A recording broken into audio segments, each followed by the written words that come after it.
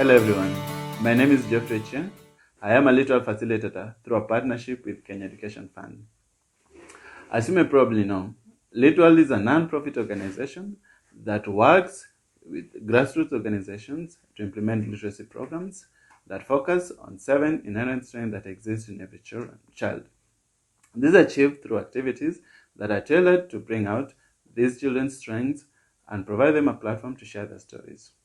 One of such programs is the LitCamp. Over the years, the LitCamp have always involved physical meetings that provide children with fun activities and opportunity to joyfully engage in reading and sharing their stories.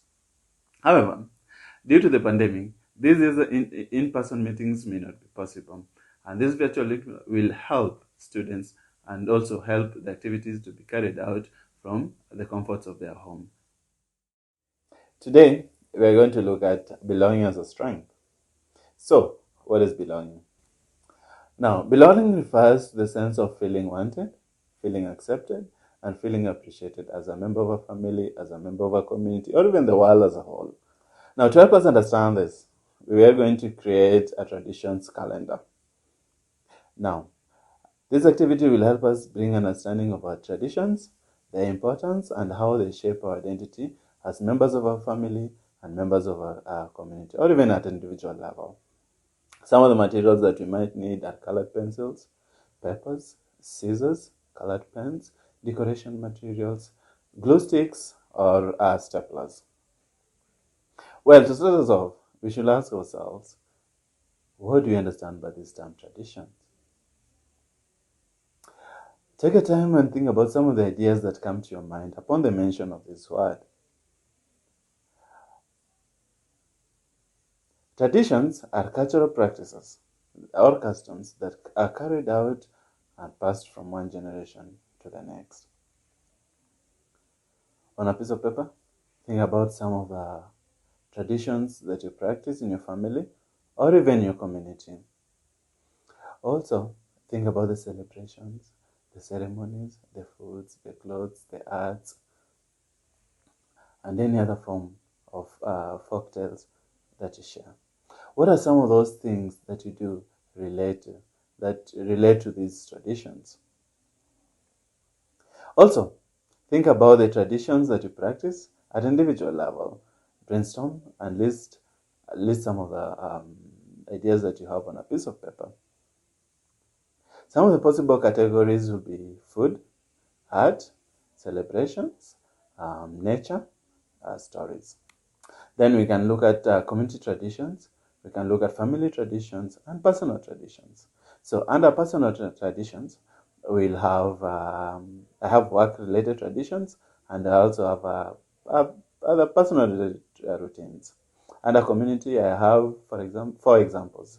Now, New Year celebrations, that's one. There's also cultural nights practiced by different communities, dressings, national holidays. Now, and family level, we have family reunions, food celebrations, we celebrate foods, and even birthday celebrations. Now, this should help me identify the months and the dates and the places where these traditions are practiced, where and when. Once you've listed down all the possible traditions that you can think of, then it is time for now to transfer them on our calendar. Now, how do we create our calendar?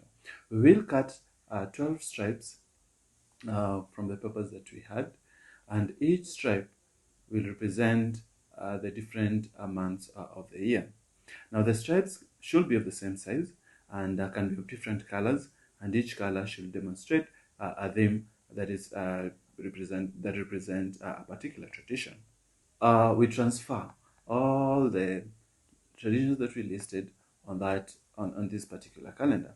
Like in my case here, I've listed, for example, in January, I have listed New Year celebration, a work resumption plan, personal goals, and land tilling. Land tilling, for example, is a very important aspect of our communal farming process. So all the communities come together, people hire tractors communally, and the tilling starts. And then there is also Valentine's, where we celebrate love and also it's the same season that my community starts the planting. And then in March, I celebrate my birthday. Then in April, I celebrate my holiday, the Easter holidays. And also in March, we have Ash Wednesday, which after 40 days, that's when we have the Easter holiday. And then we also have the Labor Day, which we celebrate as a country, and Madaraka Day, when as a country, my community, we celebrate this to denote when we became an independent country. So I've listed all the important celebrations that we have and all the important traditions that what happens during this celebration. For example, in December, during a family reunion, we usually have I come from a very big clan, so the clan has different the clan is made up of different families, so each family is supposed to bring a bull. Each family is supposed to come up with a dance. Each family is supposed to come up with a song. Now, every end year, all the families come together, and there's dancing competition, singing competitions. Though my family has never won a dancing competition, but we've come second twice. Now, these are some of the traditions that represent my traditions calendar. On another piece of paper, we will create a monthly or weekly calendar for the upcoming month or the upcoming weeks. Now, in this case, you can specify the date. You can write down all the possible celebrations and ceremonies that you have for that month or weeks. I have created a monthly calendar for the month of September, listing all the important activities and celebrations that I have lined up. You can do this one can also be decorated as well.